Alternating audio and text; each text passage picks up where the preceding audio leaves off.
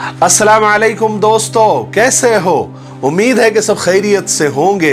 अल्लाह आप लोगों को ऐसे ही खुश रखे। चलिए आज के किस्से की तरफ बढ़ते हैं। एक दफ़ा की बात है कि सुबह सुबह चाय की होटल पर मेरा एक दोस्त मुझसे मिलने के लिए आया। मुझे सलाम किया, मेरे करीब आकर बैठा तो मैंने देखा कि उसके आंख में आंसू थे, आंखें उसकी भीगी हुई थी और मुझे ऐसा लगा कि कुछ हुआ है। उसने फिर अचानक मेरा हाथ पकड़ा और रोते हुए बोलने लगा कि मेरे भाई, आज मैं खुद को बहुत छोटा महसूस कर रहा हूं, बल्कि यूं कह लीजिए कि मैं खुद को गिरा हुआ महसूस कर रहा हूं। मैं हैरान हो गया और दोस्ती में उसके कंधे पर थपकी मारी और मजाक में कहने लगा, अरे ऐसा क्या हो गया हमारे शेर को? लेकिन मैंने महसूस किया कि वो मुझसे नजरें नहीं मिला रहा था। फिर अचानक वो जोर जोर से रोने लग गया। सब लोग हमारी तरफ देखने लग गए। मैं उसको चुप करवाने में लग गया। मैंने कहा, अरे पागल, ये सब क्या कर रहा है? सब लोग हमारी तरफ देख रहे हैं। फिर वो मेरे सीने से लग गया और धाड़े मार मार कर रोते हुए बोला कि भाई, ये बहनें ऐसी क्यों होती है? क्यों होती है ये बहनें ऐसी? मैं थोड़ा सोच में पड़ गया कि क्या हो गया इसको, ये ऐसी बातें क्यों कर रहा है। मैंने उससे पूछा भी कि तुम ऐसे क्यों बोल रहे हो? वो रोते हुए कहने लगा कि मेरी बहन की शादी को 6 साल हो गए हैं, मैं कभी भी उसके घर नहीं गया। ईद के दिन कभी अम्मी तो कभी अब्बू चले जाते हैं, मैं कभी नहीं गया। मेरी बीवी और मेरी बहन की कभी आज तक जमी ही नहीं। अक्सर मेरी बीवी मुझसे शिकायतें लगाती है कि आपकी बहन जब भी हमारे घर आती है, घर का पूरा हाल बिगाड़ देते हैं, उसके बच्चे तोड़फोड़ कर देते हैं, हमारे घर का खर्च दुगना हो जाता है, डबल हो जाता है। और ये तुम्हारी माँ हमसे छुप छुपा कर उसको सामान पार्सल करती है। कभी साबुन की टिकिया दे देती है, कभी सर्फ के डब्बे दे देती है, तो कभी चावल का थैला भर के दे देती है। अपनी अम्मा से बोलो कि ये हमारा घर है, कोई खैरात सेंटर नहीं, यहां हम कोई चैरिटी करने के लिए नहीं बैठे हैं। मुझे भी गुस्सा आने लगा था क्योंकि बड़ी मुश्किल से मैं घर का खर्च पूरा करता था और मां बहुत सारा सामान बहन को यूं ही दे दिया करती थी। एक दिन हुआ यह कि मेरी बहन मेरे घर आई हुई थी और उसके बेटे ने टीवी का रिमोट तोड़ दिया। मैंने गुस्से से मां से कहा कि मां, बहन को बोल दो कि यहां पर सिर्फ ईद के दिन ही आया करे, उसके अलावा नहीं। और ये जो सामान, साबुन, सर्फ, चावल, ये जो सब तुम भर के देती हो ना, ये सब बंद करो। ये कोई खैरात का सेंटर नहीं है। मेरे भी अपने बच्चे हैं, मेरी भी अपनी फैमिली है, मैं भी बड़ी मुश्किल से सब चीजें जमा करता हूं, कमाता हूं। मां चुप रही, लेकिन मेरी बहन ने कहीं से हमारी बातें सुन ली, लेकिन वो कुछ न बोली। 4 बज रहे थे। उसने अपने बच्चों को तैयार किया और कहने लगी कि भाई, मुझे बस स्टॉप पर छोड़कर आ जाओ।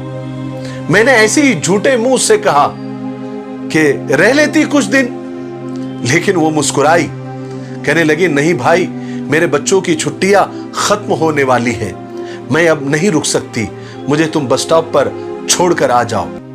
कुछ महीनों पहले की बात है कि हम भाई बहनों में जमीन का बंटवारा हो रहा था। हमारे घर बैठक लगी हुई थी, बहुत सारी हुज्जतें हुई, लेकिन मेरे सर पर शैतान सवार था। मैंने साफ इनकार कर दिया सबके सामने कि मैं बहन को जमीन के हिस्से में से 1 रुपया भी नहीं दूंगा। हालांकि बहन सामने बैठी हुई थी, वो खामोश थी, वो कुछ ना बोली।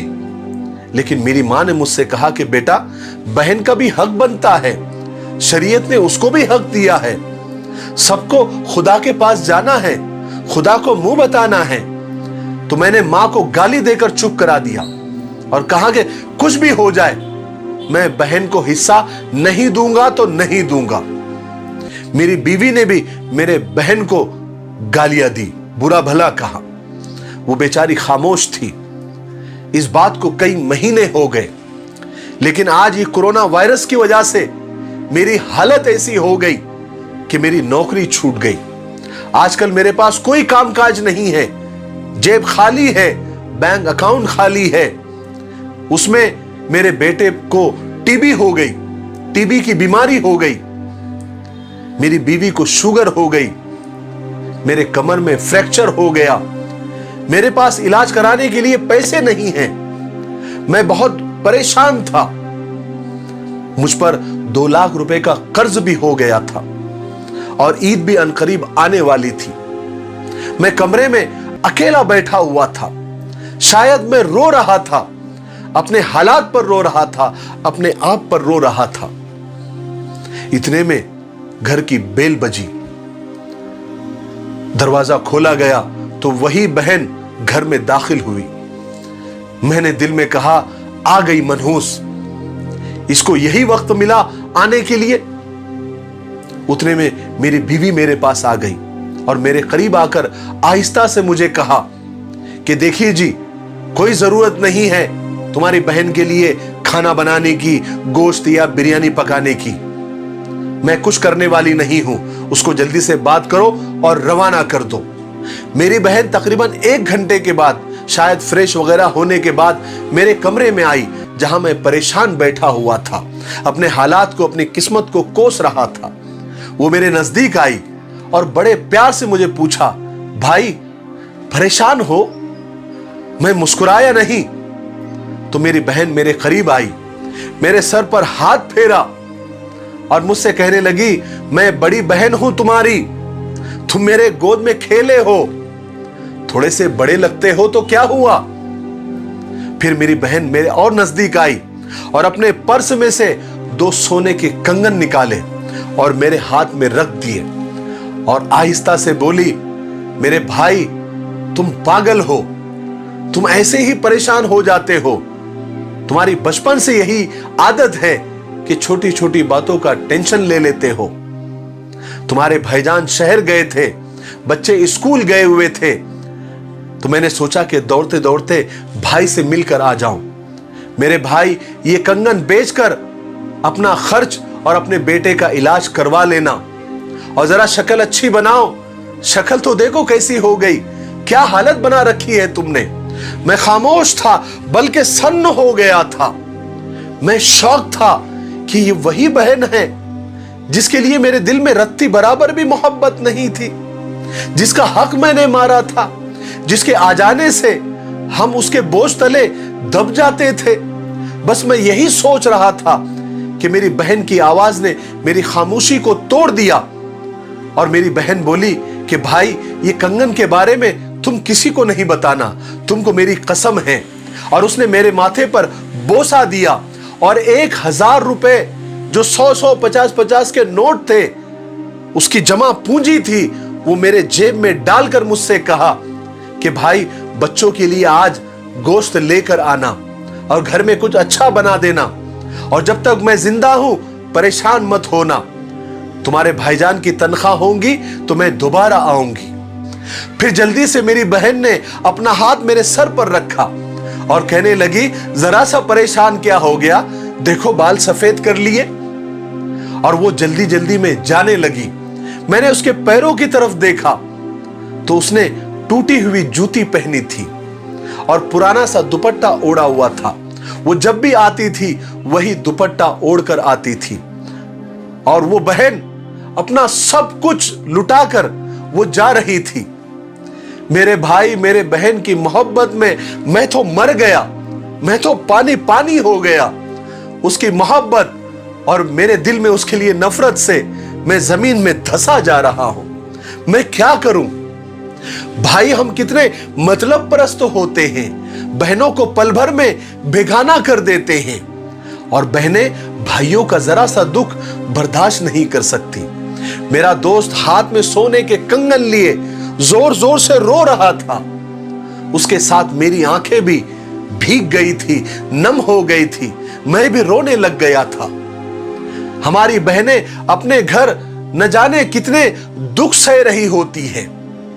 जरा सा वक्त निकालकर बहनों के पास बैठकर उनका हालचाल पूछ लिया करो, शायद उनके चेहरों पर कुछ लम्हों के लिए सही सुकून आ जाए।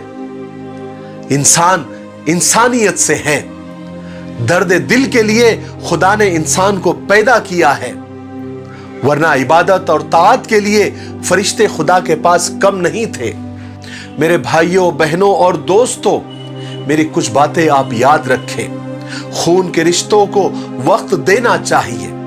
क्या पता कल आपके पास वक्त हो और रिश्ते ही ना हो।